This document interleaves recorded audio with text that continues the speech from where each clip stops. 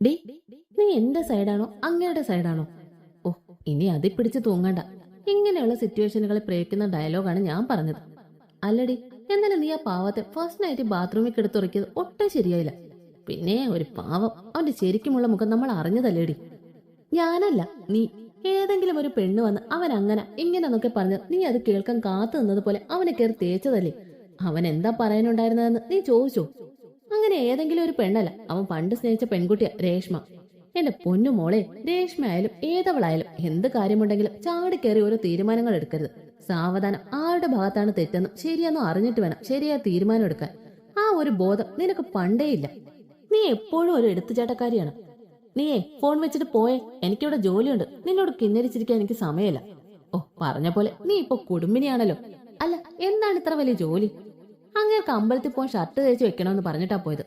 പറ്റിയ ജോലിയാണല്ലോ കെട്ടിയാൻ തന്നേക്കുന്നത്. എന്തായാലും ആകെ അറിയുന്ന ജോലിയല്ലേ, വൃത്തിയായിട്ട് തേച്ചു കൊടുക്കണേ. എന്നാ ശരി മുത്തേ, ബൈ ഉമ്മ. വന്ന പട്ടി, ഇവക്കൊന്നും എന്നെ ഒരു വിലയുമില്ല. അവൾ ഫോൺ വെച്ചിട്ട് പോയതും ഞാൻ ആ തേച്ച് വെച്ച ഷർട്ടൊന്ന് ഉയർത്തി നോക്കി. ഷർട്ടിന് നടുക്കുള്ള തേപ്പ് വെട്ടിയുടെ ഷേപ്പിൽ കരിഞ്ഞുപോയ ഭാഗത്തെ ഒരു പുച്ഛച്ചിരിയോടെ നോക്കുമ്പോഴാണ് അതിനുള്ളിലൂടെ ഒരു 2 ചുവന്ന കണ്ണുകൾ എന്റെ ദൃഷ്ടി പതിഞ്ഞത്. ആഹാ, എന്റെ കാര്യം ഗുദാഹവ. അത് പിന്നെ എന്റെ ഫ്രണ്ട് വിളിച്ചിരുന്നു. അപ്പൊ അവളോട് സംസാരിച്ചിരുന്നപ്പോ ഇതിന്റെ കാര്യം ഓർമ്മ വന്നില്ല. അങ്ങനെ കരിഞ്ഞു പോയതാ, സോറി. പാവത്താനെ പോലെ സങ്കടഭാവത്തിൽ പറഞ്ഞതും അങ്ങനെ എന്നെ തുറിച്ചു നോക്കിയിട്ട് അലമാരിയിലെ ഒരു കവറിൽ നിന്ന് വേറൊരു നീല ഷർട്ട് എടുത്തു. ഓഹോ, അപ്പൊ പൊന്നുമോൻ ഓൾറെഡി അറിയായിരുന്നു ഞാൻ ഡ്രസ്സ് കരിച്ചു കളയുമെന്ന്. അതായിരിക്കും മുൻകൂറായിട്ട് നീല ഷർട്ടൊക്കെ നേരത്തെ തേച്ചു വെച്ചത്. 1/2 മണിക്കൂറിനുള്ളിൽ റെഡിയായി വന്ന എന്റെ കൂടെ അമ്പലത്തിൽ വരാം, ഇല്ലെങ്കിൽ ഇവിടെ തന്നെ നിന്നു. അത്രയും പറഞ്ഞ് അങ്ങനെ റൂമിൽ നിന്ന് പോയി. ഓ, അമ്പലത്തിലൊക്കെ പോണോ? അല്ലെങ്കിൽ തന്നെ സ്കൂളിലെ എക്സാമിന് പേനൊക്കെ പൂജിക്കാനും റിസൾട്ട് വരാൻ നേരത്ത് അവിടെ പോയി പരീക്ഷയ്ക്ക് ജയിക്കണമെന്ന് കേണപേക്ഷിക്കാനും മാത്രമേ ഞാൻ അമ്പലത്തിൽ പോറുള്ളൂ. അതും പോരാളിയുടെ നിർബന്ധത്തിൽ. ആ, അമ്പലമെങ്കിൽ അമ്പലം. ചിലപ്പോ കാണാൻ കൊള്ളാൻ എറിഞ്ഞ ചെറുക്കന്മാരെ കാണാൻ പറ്റുന്ന അവസരമാ. ഞാനായിട്ട് എന്തിനാ അത് വെറുതെ ഇല്ലാതാക്കുന്നത്? അങ്ങനെ വേഗം പുട്ടിയൊക്കെ അടിച്ച് താഴെ എത്തിയപ്പോ ദേവമ്മയാണെന്ന് തോന്നും. ബ്രേക്ക്ഫാസ്റ്റ് ഒക്കെ വിളമ്പുന്ന കണ്ടു. എന്നെ കണ്ടത് പരിചയഭാവത്തിൽ വന്ന് സംസാരിച്ചു. സംസാരത്തിൽ ആളൊരു പാവമാണെന്ന് മനസ്സിലായി. ഈ അമ്മയെ ഒറ്റയ്ക്കാക്കി പോയ ആ മകനെ എന്റെ കൈ കിട്ടിയാലുണ്ടല്ലോ. ദേവമ്മ ഉണ്ടാക്കിയ സാമ്പാറും കൂടി ഇഡലി സ്വാദോടെ കഴിച്ച് ആ പേറ്റ് മുഴുവൻ നക്കി വടിച്ച് വൃത്തിയാക്കി. അവനാണെങ്കിൽ ഇതെന്ത് ജീവിയെന്ന എക്സ്പ്രഷൻ ഇട്ട് എന്നെ നോക്കുക. പണ്ടൊക്കെ കോഫി ഷോപ്പിൽ വെച്ച് അവന്റെ കൈ കൊണ്ട് എനിക്ക് എത്ര വട്ടം വാരി തന്നിട്ടുണ്ട്. എന്തിനേറെ പറയുന്നു, ഞാൻ തിന്നുന്നിടയ്ക്ക് എന്റെ കൈവിരൽ പോലെ അവനൊരു ഉമ്മയിൽ ആസ്വദിച്ച് നുണഞ്ഞിട്ടുണ്ട്. ആ, അവനാണ് ഇപ്പോഴെന്നെ ഭക്ഷണം കണ്ടില്ലാത്ത പിച്ചക്കാരികളെ നോക്കുന്നത് പോലെ ഉറ്റുനോക്കുന്നത്. അല്ലെങ്കിൽ ഇവൻ എന്നെ കുറിച്ച് എന്ത് വിചാരിച്ചാലും എനിക്കെന്താ, പോട്ടെ പുല്ല്.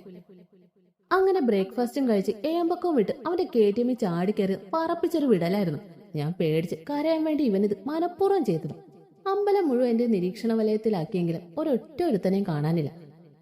എന്റെ പ്രായത്തിലുള്ള കുറെ തരുണിമണികൾ ഉണ്ടായിരുന്നു. അവളുമാരുടെ നോട്ടമല ഷർട്ട് പകുതി ഊരി അമ്പലത്തിന് ചുറ്റും വലം വെക്കുന്ന എന്റെ കുരങ്ങ ഹബിയിലായിരുന്നു. അവനെ ഇഷ്ടമല്ലെങ്കിൽ ആളിപ്പ എന്റെ പ്രോപ്പർട്ടിയാണ്. അതുകൊണ്ടാണെന്ന് തോന്നും മനസ്സിൽ ചെറുതായിട്ടൊരു കുശുമ്പ് മണക്കുന്നുണ്ടോ എന്നൊരു ഡൗട്ട്. എന്താണെന്നറിയില്ല, അവനെ ചൊറിയാൻ പറ്റാത്തതിന്റെ ഭയങ്കര വിഷമമുണ്ട്. തിരിച്ച് വീട്ടിലെത്തിയിട്ടും അവൻ നോ മൈൻഡ്. അങ്ങോട്ട് കയറി മാന്തിയാലോ? ഡി, എന്താടാ? നിന്നെ ഞാൻ കെട്ടിക്കൊണ്ട് വന്നത് ഇവിടെ ഒരു പണിയും ചെയ്യാൻ സൂചിച്ച് ജീവിക്കാനല്ല. പോയി ദേവമ്മയെ സഹായിക്കടി. എന്നെ കെട്ടാൻ പറഞ്ഞ് ഞാൻ നിന്റെ പുറകെ നടന്നോ? ഇല്ലല്ലോ, നീയായിട്ട് കെട്ടിയതല്ലേ, അപ്പൊ എന്നെ അങ്ങ് സഹിച്ചേക്കണം. അതേടി, എന്റെ വാശിക്ക് തന്നെയാണ് നിന്നെ ഞാൻ കെട്ടിയത്. അങ്ങനെ എന്നെ തേച്ചിട്ട് നീ സുഖിച്ച് ജീവിക്കാന്ന് കരുതിയോ? നിന്നെ തേച്ചത് എനിക്ക് ഇതുവരെ യാതൊരു കുറ്റബോധം തോന്നിയിട്ടില്ല. ഇനിയോട്ട് തോന്നാനേ പോകുന്നില്ല. കാരണം നിന്നെ പോലെ ഒരു ആഭാസനെ പ്രണയിച്ച് എനിക്ക് എന്നോട് തന്നെ വെറുപ്പാണ്. അതുപോലെ തന്നെ നീ കെട്ടിത്തന്ന താലി, ആ അമ്മേ, കിട്ടി കവളത്ത് നല്ല രീതിയിൽ തന്നെ കിട്ടി. കണ്ണീന്നൊക്കെ എന്താ പറ്റിയതെന്ന് ഒന്നും അങ്ങോട്ട് ക്ലിയർ ആവുന്നില്ല. കാണുന്നതല്ല 2ആയിട്ടും 4ആയിട്ടുമാണ്. തലയൊന്നും കുടഞ്ഞത് ഇപ്പൊ പഴയതുപോലെ എല്ലാം നല്ല രീതിയിൽ കാണാൻ പറ്റുന്നു. എന്ന കവള് ഭയങ്കര വേദന. സംസാരിക്കാനൊന്നും പറ്റാത്ത പോലെ വാ തുറക്കാൻ തന്നെ പ്രയാസം. എന്റെ കണവനെ നോക്കിയപ്പോ അവൻ എന്നെ നോക്കി എന്തൊക്കെയോ പറയുന്നുണ്ട്. ബട്ട് ഒന്നും അങ്ങോട്ട് കേൾക്കാൻ പറ്റുന്നില്ല. ഇനി എന്റെ ചെവിയുടെ ഫിലമെന്റ് അടിച്ചു പോയോ? പെട്ടെന്ന് അവൻ എന്നെ വന്ന് പിടിച്ചു കുലുക്കിയിട്ട് കേട്ടോടി പന്ന മോളെ എന്നും പറഞ്ഞ് എന്നെ ദേഷ്യത്തെ തള്ളി മാറ്റി റൂമിൽ നിന്ന് ഇറങ്ങിപ്പോയി. അല്ല, ഇവൻ ഈ ലാസ്റ്റ് ചീത്ത വിളിക്കുന്നതിന് മുമ്പ് എന്തൊക്കെയോ പറഞ്ഞിരുന്നല്ലോ. അതൊക്കെ എന്തുവാ? എന്തൊക്കെ പറഞ്ഞാലും അവൻ എന്റെ കവിളടിച്ച് പരത്തിയിട്ടാണ് പോയത്. ഇതിനുള്ളത് അവന് കൊടുത്തേ പറ്റൂ. വേഗം തന്നെ അടുക്കളയിലേക്ക് ഉച്ചയ്ക്കുള്ള ഭക്ഷണം തയ്യാറാക്കുന്ന ദേവമ്മയെ സഹായിക്കാനെന്ന വേചന ചെറിയ രീതി എന്നെ കൊണ്ട് പറ്റുന്ന വിധത്തിലുള്ള സഹായമൊക്കെ ചെയ്തു കൊടുത്തു. എന്നിട്ട് എനിക്ക് ആവശ്യമുള്ളതൊക്കെ ദേവമ്മ കാണാതെ ഞാൻ അടിച്ചു മാറ്റി. നമ്മുടെ ഭാഷയെ പറഞ്ഞ് ചെറുതായിട്ട് മോശം. ഉച്ചഭക്ഷണം എല്ലാം തയ്യാറായത് ഞാനും ദേവമ്മയും അച്ഛനും അവനുമുള്ള പ്ലേറ്റിലേക്ക് എല്ലാം വിളമ്പിയിട്ട് അവന് വേണ്ടി പ്രത്യേകം ചെറിയ പാത്രത്തിൽ ഒഴിച്ച സാമ്പാർ ദേവമ്മ അടുക്കളയിൽ പോയ തക്കം നോക്കി ഞാൻ മുളകുപൊടി, ഉപ്പ്, പിഴുപ്പുളിയുടെ നീര് ഇവയെല്ലാം ചേർത്ത് കലക്കി അച്ഛനെ ആ കുരങ്ങനെ സ്നേഹത്തോടെ ആഹാരം കഴിക്കാൻ വിളിച്ചു. നീ ഇതിലെന്തെങ്കിലും ചേർത്തിട്ടുണ്ടോ? ദേവമ്മ എല്ലാം ഉണ്ടാക്കി കഴിഞ്ഞതും കുറച്ച് പൊതിഞ്ഞു കെട്ടിയിട്ട് ഏതോ അമ്പലത്തിൽ പോകണമെന്ന് പറഞ്ഞ് ഞങ്ങളോട് യാത്ര പറഞ്ഞിറങ്ങിയിരുന്നു. അതുകൊണ്ട് അച്ഛനും അവനും കഴിക്കാനിരുന്നപ്പോൾ ഞാൻ അത് വേണോ ഇത് വേണോ എന്നൊക്കെയുള്ള എന്റെ അമിതമായ സ്നേഹപ്രകടനം കണ്ടിട്ട് അവൻ ചോദിച്ചതാണ്. എന്തായാലും ചോദിച്ചല്ലേ, അവന്റെ സംശയം അങ്ങ് തീർത്തു കൊടുത്തേക്കാം. ആ, കുറച്ച് ഉപ്പ്, പിഴിപ്പുളിയുടെ നീര്, പിന്നെ മുളക് പൊടി, ഇത്രേ ചേർത്തിട്ടുള്ളൂ. കുറച്ച് മുമ്പ് കിട്ടിയ അടിയുടെ ചൂട് ഇനിയും കിട്ടണ്ടെന്നുണ്ടെങ്കിൽ അടങ്ങി നിൽക്കുന്നതാണ് നിനക്ക് നല്ലത്. അവൻ എന്നെ കലിപ്പിച്ചു നോക്കിയിട്ട് ചോറിന്റെ കൂടെ സാമ്പാറും കൂട്ടി കുഴച്ച് ഒരു ഉരുളയാക്കി വായിലേക്കിട്ട് ചവച്ചരച്ചത് രുചി വ്യത്യാസം അറിഞ്ഞതിനാലാകണം അവന്റെ നോട്ട എന്നിലേക്കായത്. ഞാൻ അവനെ പുച്ഛിച്ച് കറികളൊക്കെ കൂട്ടി ചോറ് വാരി കഴിച്ചു. ഇറക്കാനും പുറത്തേക്ക് കളയാനും പറ്റാത്ത അവന്റെ അവസ്ഥ കണ്ട് ഞാൻ ഉള്ളി കുലുങ്ങി ചിരിച്ചു. ഇവിടെ ഇപ്പോഴും ഷോ ഇറക്കാനാണ് പൊന്നുമോന്റെ വിചാരമെങ്കിൽ അത് ഞാൻ 8 മടക്കി പോക്കറ്റിലിട്ട് തരും. അച്ഛനെന്നെ പൂർണ്ണ വിശ്വാസമാണ്. രാവിലത്തെ ഇൻസിഡന്റ് അതൊന്നുകൂടി കൂടിയെന്ന് വേണേ പറയാം. അവൻ കേൾക്കാൻ വേണ്ട അവന്റെ ചെവിക്കരികെ പതുക്കെ പറഞ്ഞതും അവൻ കണ്ണടച്ച് എങ്ങനെയൊക്കെയോ വായിലേക്ക് ഇട്ടത് കഴിച്ചിറക്കി. ഇടത് കൈ മുഷ്ടി ചൂട്ടി കലിപ്പി അവന്റെ തീ പറന്ന കണ്ണുകൾ എനിക്ക് നേരെ വന്നെങ്കിലും ഞാനത് കൈകൊണ്ട് ഈച്ചയെ ആട്ടിക്കളയുന്നത് പോലെ വീശി. അവനെ മൈൻഡ് ചെയ്യാതെ ആസ്വദിച്ച് കഴിക്കുന്നതിനിടയിലാണ് അവൻ എന്റെ വയറിൽ അമർത്തിപ്പിച്ചത്. അമ്മേ! എന്താ മോളെ, എന്തു പറ്റി? അത് കഴിക്കുന്നതിനിടയ്ക്ക് അറിയാതെ നാക്ക് കടിച്ചതാ. പതിയെ തിന്നൂടെ, നിനക്ക് തിന്നാനുള്ളതാ ആ പ്ലേറ്റുള്ളത്. ഇത്ര ആക്രാന്തം എന്തിനാ? വൃത്തികേട് കാണിച്ചു കൂട്ടിയതും പോരെ, എന്നിട്ട് മറ്റുള്ളവരുടെ മുന്നിൽ എന്നെ നാണം കെടുത്തുന്ന കണ്ടില്ലേ? എന്റെ ചക്കുളത്തമ്മയെ ഒരു ഓലക്ക കിട്ടിയിരുന്നെങ്കിൽ ഇവന്റെ തല തല്ലി പൊട്ടിക്കാമായിരുന്നു. മതി എന്റെ കൊച്ചിനെ പറഞ്ഞത്, മോള് കഴിക്കേ. അവൻ പറഞ്ഞതും കേട്ട് മോള് വിഷമിക്കണ്ട. അതിനാര് വിഷമിക്കുന്നു? ഈ പൊട്ടം പറയുന്നതൊക്കെ കേട്ട് വിഷമിച്ച പിന്നെ അതിനെ എനിക്ക് സമയം കാണും. ഇപ്പോഴും അവന്റെ കൈ എന്റെ വയറിലാണ്. ആശം. അവന്റെ കൈ ഞാൻ എന്റെ ആയുധം വെച്ച് നല്ല ശക്തിയിൽ മാന്തിയതും അവനും അമ്മയെന്ന് വിളിച്ചു. എന്താടാ? ഒന്നുമില്ല. അല്ല, നീ ഇതുവരെ കഴിക്കാൻ തുടങ്ങിയില്ലേ? ചോറ് പ്ലേറ്റ് വിളമ്പിയതുപോലെ തന്നെ ഉണ്ടല്ലോ. എനിക്കെന്തോ വിശപ്പില്ല. നീ പറഞ്ഞിട്ടല്ലേ ദേവകി നിനക്ക് വേണ്ടി രാവിലെ തന്നെ സാമ്പാറൊക്കെ ഉണ്ടാക്കിയത്? അപ്പൊ ഉണ്ടായിരുന്ന വിശപ്പ് ഇപ്പൊ എവിടെ പോയി? എന്തായാലും നീ ഇത് മുഴുവൻ കഴിച്ചിട്ട് എണീറ്റാ മതി. അച്ഛന്റെ അവസാന ആജ്ഞയും കൂടെ കേട്ടത് ഞാനും ഇവിടെ എന്തെങ്കിലും ഡയലോഗ് പറയണ്ടേ? ശമ്പൂട്ടന് വേണ്ടി ദേവമ്മ കഷ്ടപ്പെട്ടുണ്ടാക്കിയതല്ലേ, അപ്പൊ ഇത് കഴിച്ചില്ലെങ്കിൽ ദേവമ്മയ്ക്ക് വിഷമമാകില്ലേ? കുറച്ച് യാചനാഭാവമൊക്കെ ആയിട്ട് പറഞ്ഞത് അവൻ എന്നെ നോക്കി പേടിപ്പിച്ചിട്ട് സ്പീഡിൽ കഴിക്കാൻ തുടങ്ങി. പതിയെ കഴിക്കടാ, നിനക്കുള്ളത് തന്നെയാണ്, ആരും കൊണ്ടുപോകത്തൊന്നുമില്ല. അവൻ നേരത്തെ എന്നോട് പറഞ്ഞ അതേ ഡയലോഗ് അച്ഛൻ അവനോട് പറഞ്ഞ് ഞാൻ ചിരി പുറത്തു വരാത്തത് എങ്ങനെയൊക്കെയോ കടിച്ചു പിടിച്ച് കുനിഞ്ഞിരുന്നു.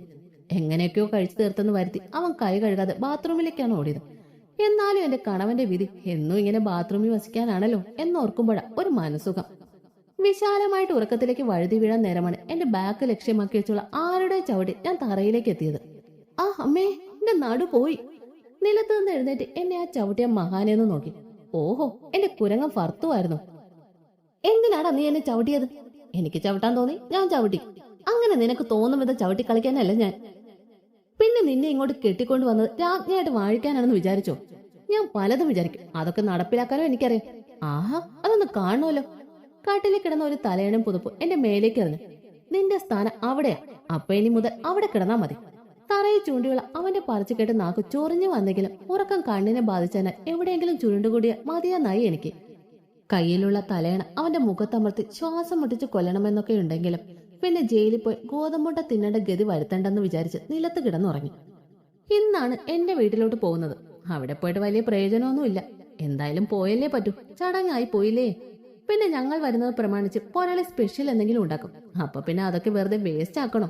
അതുകൊണ്ട് പോകുന്നു. എന്റെ വീട്ടിലെത്തിയതും അവനെ നോക്കാതെ ഞാൻ ഡോർ തുറന്ന് ഓടിച്ചാടി ഇറങ്ങി. അമ്മേ, ഞാൻ വന്നു. വലിയവായി ഞാൻ അമ്മയെ വിളിച്ചു കൂവിയതും എന്റെ തെണ്ടി ബ്രോ പൂമുഖത്ത് പ്രത്യക്ഷപ്പെട്ടു. ഡി, നീ എന്തിനാ എങ്ങോട്ട് വന്നേ? 2 ദിവസം മുമ്പല്ലേ നിന്നെ കെട്ടിച്ചു വിട്ടത്. സ്വത്ത് എഴുതി വാങ്ങിക്കാനാണെങ്കിൽ ഞാൻ അതിന് സമ്മതിക്കൂലടി. 4ാം ക്ലാസ്സിൽ പഠിക്കുന്ന ചെറുക്കന്റെ വായിൽ നിന്ന് വരുന്ന വർത്തമാനം കേട്ടോ നിങ്ങള്? ഇതെല്ലാം ഇവ എന്നിൽ നിന്ന് പഠിച്ചതാണെന്ന് ഓർക്കുമ്പോ ഒരു വിഷമം. എന്ന് വെച്ച് എന്റെ വീട്ടിലേക്ക് വരാൻ ഈ കുരുട്ടിന്റെ സമ്മതം വേണം? കൊള്ളാലോ. ഡാഡാ കുരുട്ടെ, നിന്റെ അധിക പ്രസവം പറിച്ച് നിർത്തിയില്ലെങ്കിൽ കാന്താരിമുളക് കൊണ്ടൊരു പ്രയോഗമുണ്ട്, എന്താ കാണോ? കുരുട്ടിന്റെ അഹങ്കാരത്തിന് അവന്റെ ചെവിയെന്ന് ഞാൻ ചുവപ്പിച്ചു കൊടുത്തു. വിടടി എന്റെ ചെവിയെന്ന്. നീ പോയപ്പോ കുറച്ചെങ്കിലും സമാധാനം കിട്ടിയത്. ഇപ്പൊ അതില്ലാണ്ടൊക്കെ അവള് തിരിച്ചു വന്നേക്കുന്നു. പിന്നെ നിന്റെ ഭീഷണിന്ന് എന്റെ അടുക്ക വേണ്ട കേട്ടല്ലോ. കൈ ചൂണ്ടിയുള്ള കുരുട്ടിന്റെ സംസാരം കേട്ട് അവിടെ കിടന്നൊരു ചുള്ളിക്കമ്പെടുത്ത് അവനെ അടിക്കാൻ നോക്കിയതും അവൻ പെട്ടെന്ന് തന്നെ അവിടെ നോടി. പുറകെ ഞാനും. അയ്യോ അമ്മേ, ഓടി വരുന്നേ, ഇവളെന്നെ കൊല്ലാൻ പോകുന്നേ. എന്നെ ആരെങ്കിലും ഈ യക്ഷിയുടെ കയ്യിൽ നിന്ന് രക്ഷിക്കേ. യക്ഷി നിന്റെ മറ്റവളാടാ. അങ്ങനെ ഓടി ഓടി അവനെ കൈ കിട്ടിയതും അടുക്കളയിൽ ചട്ടുകം കൊണ്ട് വറുത്തമ്മയും വറുക്കുന്ന പോരാളിയുടെ മുന്നിൽ. അയ്യോ അമ്മേ, ആ ഇത് വേറെ ആരുടെ ഒച്ചയില്ല, എന്റെ തന്നെയാ. ചെവി പിടിച്ച് പൊന്നാക്കി ചട്ടുകം കൊണ്ട് ബാക്കി 2-3 എനിക്കും കുരുട്ടിനും കിട്ടേണ്ടത് കിട്ടിയതോടെ ഞങ്ങൾക്ക് തൃപ്തിയായി. അതുപോലെ അവരുടെ ഒരേ ഒരു മരുമോനെ വെളിയിൽ നിർത്തിയതിന് എക്സ്ട്രാ വേറെയും കിട്ടി. തന്തപ്പടിക്കും പോരാളിക്ക് എന്നെ നെവർ മൈൻഡ്. കുരുട്ട് ആദ്യം അങ്ങനെ മൈൻഡ് ചെയ്തില്ലെങ്കിൽ അങ്ങേരെ ഏതോ വീഡിയോ ഗെയിമൊക്കെ കാണിച്ച് ചെക്കനെ വശത്താക്കി. ഇപ്പൊ എന്നെ ട്രോളലാണ് രണ്ടിന്റെയും പണി. എന്റെ വീട്ടുകാരെ മുഴുവൻ ഇപ്പൊ അവന്റെ കൈവേളയിലാണ്. എന്റെ വീട്ടുകാരെ ഇവൻ കയ്യിലെടുത്തെങ്കിൽ മോളെ അമ്മോ നിനക്ക് എന്തോ പണി ഇവൻ തരാനായിട്ടുള്ള പുറപ്പാടിലാണ് എന്നെന്റെ മനസ്സിങ്ങനെ പറഞ്ഞുകൊണ്ടിരിക്കുക. വിഭവസമൃദ്ധമായ ഊണ് കണ്ടതും നാവിൽ കപ്പലിടാൻ തുടങ്ങി. വേഗം ചെന്ന് കസേരയിൽ ഇരിക്കാൻ ആഞ്ഞതും പോരാളിയുടെ കണ്ണുകളെ എന്നെ നോക്കി പേടിപ്പിക്കാൻ തുടങ്ങി. മോനിരിക്കെ. ഓ, അവനെ ഇനി ആനയിച്ചുകൊണ്ടിരുത്തിയാലേ ഇരിക്കൂ. അമ്മു, മോനെല്ലാം വിളമ്പിക്കൊടുത്തേ. എന്നെ എന്താ തവിട് കൊടുത്ത് വാങ്ങിയതും? അവനെ വിളിക്കുമ്പോ തേനും പാലും ഒഴുകുവാണല്ലോ. ഒരു മോൻ വന്നേക്കുന്നു. അമ്മേ, എനിക്കിപ്പോ ആഹാരമൊന്നും വേണ്ട.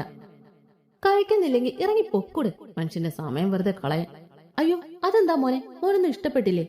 അതല്ല അമ്മേ, അമ്മു എനിക്ക് വേണ്ടി ഞങ്ങളുടെ അവിടുത്തെ അമ്പലത്തിൽ വ്രതം എടുത്തിട്ടുണ്ട്. അതുകൊണ്ട് അവള് ഇപ്പൊ 3 നേരവും പാവയ്ക്ക, ബീട്രൂട്ട്, വെള്ളരിക്ക, തക്കാളി, ആര്യവേപ്പ് തുടങ്ങിയവ കൂടിക്കലർത്തിയ ജ്യൂസാണ് കഴിക്കാറ്.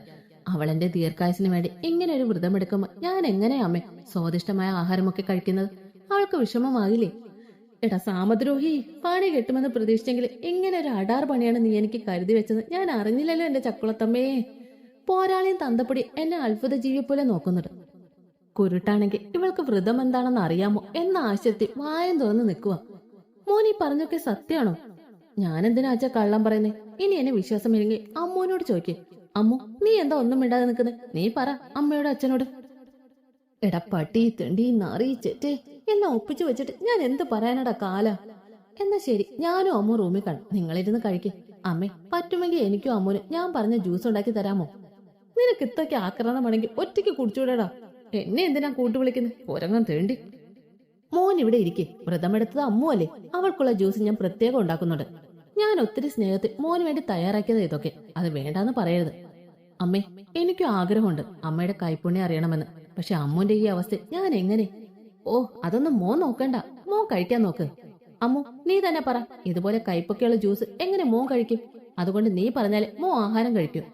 ഓഹോ, അപ്പൊ ഞാൻ കൈപ്പുള്ളത് കഴിച്ച ഇവിടെ ആർക്കും ഒരു പ്രശ്നമില്ല അല്ലേ? എന്റെ ചക്കുളത്തമ്മയെ സ്വന്തം മോളെ ഊട്ടാതെ മരുമോനെ ഊട്ടുന്നത് കണ്ടില്ലേ? അമ്മു, നീ എന്താ ഒന്നും വിടാതെ നിൽക്കുന്നത്? ഓ, തന്തപ്പടിയുടെ വിളിയും വന്നല്ലോ. ഡേ, നീ വ്രതമെടുക്കുന്നത് അളിയനെ കൂടെ എന്തിനാ കഷ്ടപ്പെടുത്തുന്നത്? ഓ, ഇവന്റെ ഒരു കുറവും കൂടെ ഉണ്ടായിരുന്നുള്ളൂ. എന്നാലും ഈ അളിയൻ വിളി കുറച്ച് ഓവറല്ലേ? ഇതെല്ലാം ഒപ്പിച്ചു വെച്ച എന്റെ സ്നേഹനിധിയെ ഭർത്തുവിനെ നോക്കിയപ്പോ അങ്ങനെ അമ്മ വറുത്തു വെച്ച വറുത്തമ്മയെ നോക്കി വെള്ളം ഇറക്കുക കാലൻ. അമ്മു, ഓ, ഈ പോരാളിയെ കൊണ്ട് ഞാൻ തോറ്റു. നോട്ടം കണ്ടാ തോന്നുന്നു ഞാൻ ഈ വീട്ടിലെ മരുമകളാണ്. ഷോളെ കൈ ചുരുട്ടിപ്പിടിച്ച് ഒന്നാഞ്ഞ് ശ്വാസം വലിച്ചു വിട്ടു. ശംഭുവേട്ടാ, എന്തൊക്കെയായാലും എന്റെ വീട്ടിൽ വന്നിട്ട് എന്റെ വ്രതത്തിന്റെ പേര് അമ്മ ഇത്രയും കഷ്ടപ്പെട്ടുണ്ടാക്കിയത് കഴിക്കാതിരിക്കുന്നത് ശരിയാകില്ല. അതുകൊണ്ട് എനിക്ക് വിഷമൊന്നുമില്ല. ശംഭുവേട്ട ഇരിക്കെ, ഞാൻ വിളമ്പിത്തരാം. കൊരങ്ങൻ തെണ്ടിയെ കൊല്ലാനുള്ള കലി പല്ല് കടിച്ചുള്ള എന്റെ ഒറ്റയാ ഡയലോഗിൽ പോരാളിയും തന്തപ്പടിയും സന്തോഷത്തോടെ മരുമോനെ സ്വീകരിച്ചിരുത്തി. കുരുട്ടാണെങ്കിൽ എന്നെ നോക്കി വാപത്തിച്ചിരിക്കുക. നിന്റെ ചിരി ഞാൻ നിർത്തി തരുന്നുണ്ട്. ആദ്യം പൊന്നാര ഭർത്തുവിനെ ശരിക്കൊന്ന് പിഴിഞ്ഞെടുക്കണം. അങ്ങനെ ഞാനല്ല അങ്ങേർക്ക് വിളമ്പിക്കൊടുത്തതും ഡൈനിങ് ടേബിളിൽ ഇരിക്കുന്ന വറുത്തമീന് ചിക്കൻ കറിയും കൊഞ്ചും തീയലും അവിയലും കാളനും തോരനും പച്ചടിയും മോരും അച്ചാറും എല്ലാം എന്നെ വാന്ന് മാടി വിളിച്ച് പ്രലോഭിക്കുകയാണ്. പ്രലോഭനം ഒന്നുകൂടെ കൂട്ടാൻ വേണ്ടി എന്റെ കണവൻ ചിക്കൻ കാൽ കടിച്ച് പറിച്ചതിനെ പീഡിപ്പിച്ച് അതിന്റെ ചാറ് വരെ ഊറ്റി വലിച്ചു കുടിച്ചു. കുരുട്ടും അത്ര മോശമൊന്നുമല്ല. വറുത്തമീനൊക്കെ എന്നെ കാണിച്ചോണ്ട് വേണമെന്ന് ചോദിച്ചിട്ടാണ് അവൻ വായിലോട്ട് കുത്തിക്കയറ്റുന്നത്. നീയൊക്കെ വയറിളകി ചാകൂടെ കാലന്മാരെ, ഇതെന്റെ ശാപമാടാ. ഡി, എന്നാ കുടിക്ക്. എനിക്കൊന്നും വേണ്ട. വേണ്ടെന്നോ? പിന്നെ നീ എന്തിനാ വ്രതമെടുത്തേ? വ്രതം കോപ്പ്. അമ്മയൊന്ന് പോയ, മനുഷ്യൻ വിശന്നിവിടെ കുടല് കരിയോ. അപ്പോഴാ അമ്മയുടെ ഒരു ജ്യൂസ്. നിന്റെ പറിച്ച് കേട്ടാത്തൊന്നും ഞാൻ ഏതാണ്ട് നിന്നെ കൊണ്ട് നിർബന്ധിച്ച് വ്രതമെടുപ്പിച്ചതാണെന്ന്. കുടിക്കടി ഇത്. ആ കുരങ്ങൻ ഒരുത്തം കാണും മനുഷ്യൻ പട്ടിണിയുമായി. ഇപ്പൊ ദാണ്ട് ഇല്ലാത്ത വ്രതത്തിന്റെ പേരും പറഞ്ഞ് ഇതുവരെ കണ്ടിട്ടും കേട്ടിട്ടും കൂടി ഇല്ലാത്ത ഏതോ വൃത്തികെട്ട ജ്യൂസ് കുടിക്കാൻ ഗതിയുമായി. ഓ, ഇനിയിപ്പൊ എന്ത് ചെയ്യും? അമ്മയുടെ കയ്യിൽ നിന്ന് അങ്ങനെ എളുപ്പം രക്ഷപ്പെടാനും പറ്റില്ലല്ലോ. ഞാൻ ആലോചന മുഴുകിയിരിക്കുന്ന സമയം തന്നെ അമ്മ അതിന്റെ വായിലോട്ട് കമിഴ്ത്തി. ബ്ലാ. പുറത്തേക്ക് തുപ്പാൻ നോക്കിയെങ്കിൽ അമ്മ അതറിഞ്ഞവണ്ണം എന്റെ വാ പൊത്തിപ്പിടിച്ചു.